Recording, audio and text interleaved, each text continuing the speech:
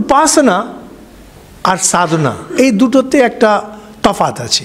এই যে দুটি টার্ম উপাসনা আর সাধনা, খুব সংক্ষেপে যদি আমরা বলি, সাধনার ক্ষেত্রে যে সিদ্ধিটা মানুষ চাইছে, ধরুন ভালো লেখক হতে চাইছে কি ভালো গায়ক হতে চাইছে, তার মধ্যে সেই গুণটা অল্প একটু আছে। এখন ওইটাকে নিয়ে অনেক দিন ধরে, দীর্ঘকাল ধরে ওটাতে লেগে আছে, ওইটাতেই লেগে আছে।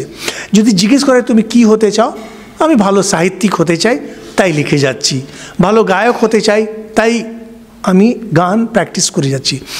ঠিক তেমনি আধ্যাত্মিক জীবনে যারা সাধনা করেন, ওই একটা জিনিসকে নিয়ে নিজের ইষ্ট, আমি তাকে ধ্যানের গভীরে দেখতে চাইছি, ও লেগে আছে ওটাতে। অন্য যে কোনো চিন্তাভাবনা এলে তাকে সরিয়ে দিচ্ছে মন থেকে। উপাসনার ক্ষেত্রে যে আদর্শ, ওটাকে বাইরে নিয়ে আসা হয়। এটাকে প্রতীক, প্রতিমা, বিগ্রহ, চিহ্ন, এই নানা রকম শব্দ, খুব নাম করা প্রতীক বেদ উপনিষদে ওঙ্কার, খুব নাম করা প্রতীক এটা। এখন ওইটাকে উপাসনা করে। উপাসনার ক্ষেত্রে সাধনা একরকম হয়, সাধন একরকম হয়, ফল আর একরকম হয়। তাকে সাধন করছে যেন ফল আমি এরকম পাই।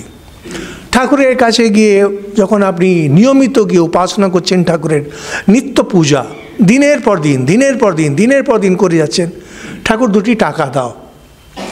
উপাসনা এখানে ঠাকুরের, ফলটা টাকা, দুটো আলাদা জিনিস।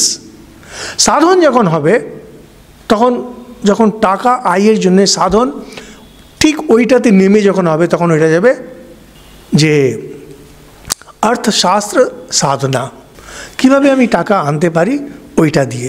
তো উপাসনার ক্ষেত্রে যে কর্ম আর তার ফল আলাদা হয়। সাধনার ক্ষেত্রে ক্রিয়া যেটা করা হচ্ছে আর ফল দুটো এক হয়ে যায়।